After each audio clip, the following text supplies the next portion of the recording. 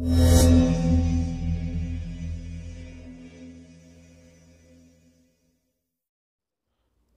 वालेकुम रहमतुल्लाहि व बरकातुहू। अल्हम्दुलिल्लाह हमारी पिक्सल लैब की क्लास चल रही थी जिसमें हमने अब तक बहुत सारी चीज़ें देख ली हैं।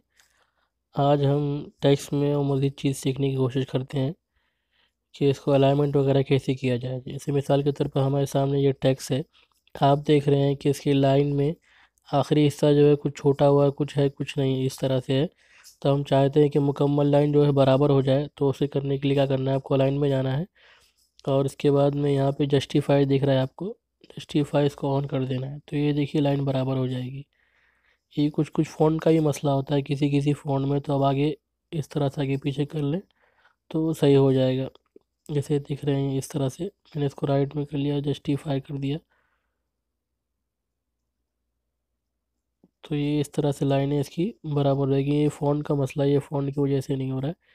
नहीं तो अगर आप दूसरा फ़ॉन्ट लेंगे तो उसमें लाइन तमाम की तमाम बराबर आपको दिखाई देगी। या आप अगर चाहें तो उसको सेंटर में रख सकते हैं, तो सेंटर में भी कर सकते हैं।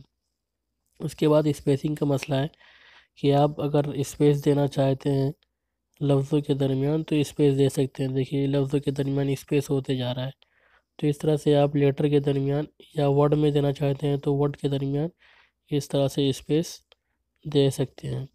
या आपको लाइन के दरमियान स्पेस देना है, एक लाइन से दूसरी लाइन के दरमियान कितना स्पेस होना चाहिए, तो आप इसके लिए देखिए ये ऑप्शन है आपके पास कि आप इसके ज़रिए से स्पेस वगैरह दे सकते हैं।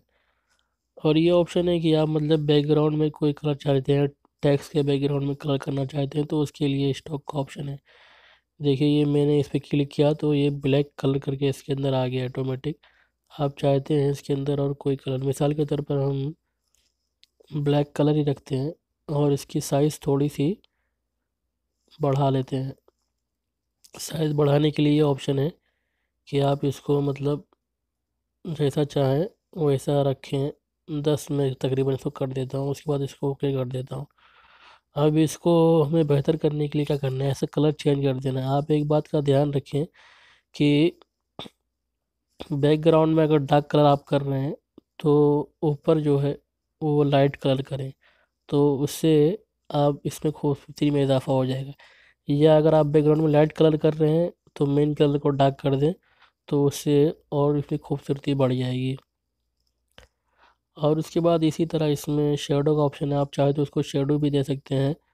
इसको एनेबल कर दें तो इसमें शेडो को आप कम ज़्यादा करना हो तो ये कम ज़्यादा करने के लिए। ये अगर आप कोई और कलर का शेडो देना चाहते हैं तो आप अलग अलग कलर इसके अंदर दिए हुए हैं, आप कोई भी कलर लेके शेडो वगैरह दे सकते हैं।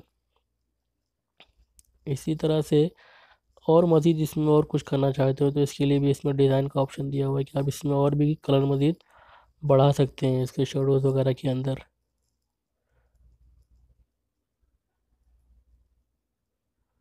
और ये ऑप्शन है कि आप अगर अल्फाज को टेढ़ा या तिरछा वगैरह करना चाहते हैं इस तरह से किसी मिरर की शक्ल में या और किसी शक्ल में दिखाना चाहते हैं, तो आप इस ऑप्शन के ज़रिए टेक्स्ट को दूसरी शक्ल भी दे सकते हैं। 3D में करना चाहते हैं तो 3D का ऑप्शन है, ये देखिए आपको किस तरह से करना है, left side, right side, down, उस तरह से। या टेक्स्ट 3D जो रहता है वो 3D टेक्स्ट में देखिए कन्वर्ट हो गया है। आपको कितना करना है अपने हिसाब से, जैसा आप चाहें उस हिसाब से। अगर कलर वगैरह चेंज करना है आपको तो कलर वगैरह भी 3D का चेंज कर सकते हैं। ये देखिए इसमें आप कलर वगैरह भी अपने हिसाब से बढ़ा और घटा सकते हैं। उसके बाद इसमें जो ऑप्शन है 3D शेडो का, आप इसको शेडो देना चाहें तो इसको शेडो दे सकते हैं। देखिए जिस तरह से इसने नीचे एक शेडो की लाइन दे दी है, तो आप इस तरह से इसको डार्क लाइट जैसा करना चाहें वैसा कर सकते हैं।